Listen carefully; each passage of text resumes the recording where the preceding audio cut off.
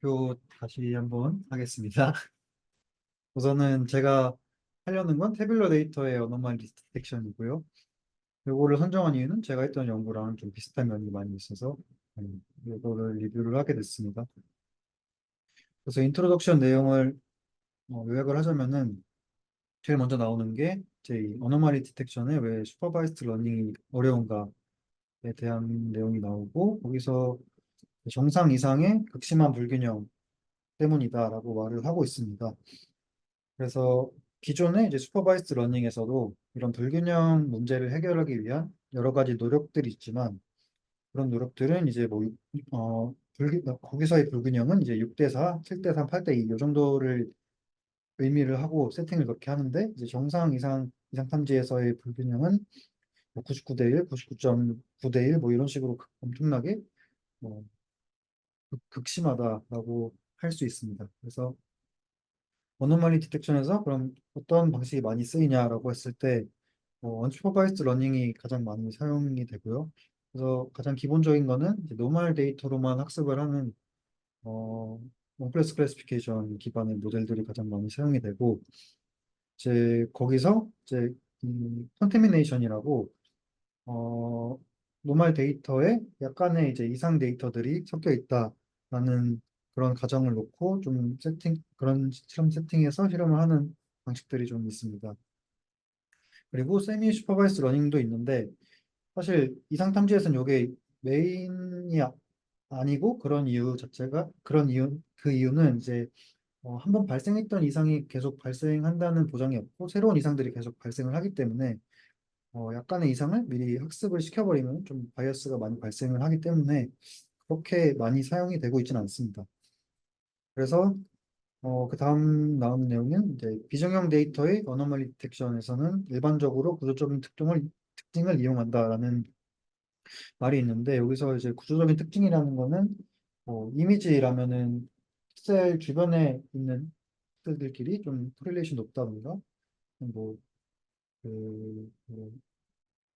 자연어 쪽이라면은 어떤 단어들이 계속 쓰이거나 어떤 문법적인 구조 이런 것들이 있다는 내용이고요. 근데 이제 태블러 같은 경우는 그런 게 없기 때문에 이 논문에서는 이제 변수 피처 간 디펜던시, 그리고 샘플 간의 디펜던시 이 두 가지를 같이 이용을 해보겠다라고 합니다.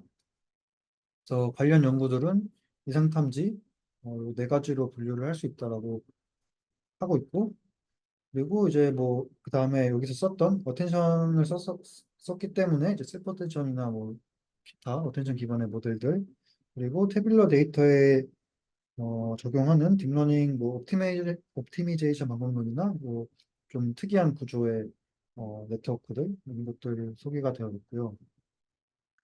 그래서 메소드를 소개를 드리면은 요 모델은 이제 리컨스트럭션 베이스드 모델입니다.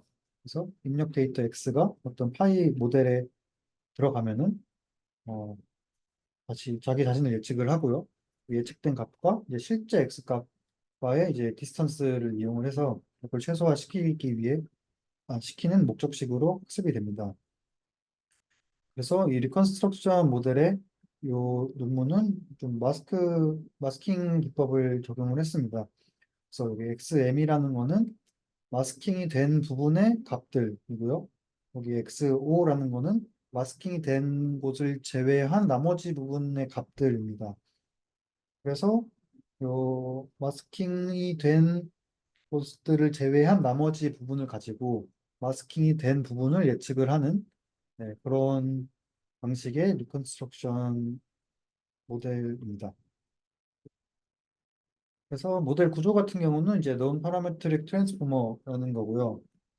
뭐 몇 가지 설명이 있는데 간단하게만 설명을 드리면은 처음엔 이제 데이터 포인트끼리의 셀프 어텐션을 사용을 합니다.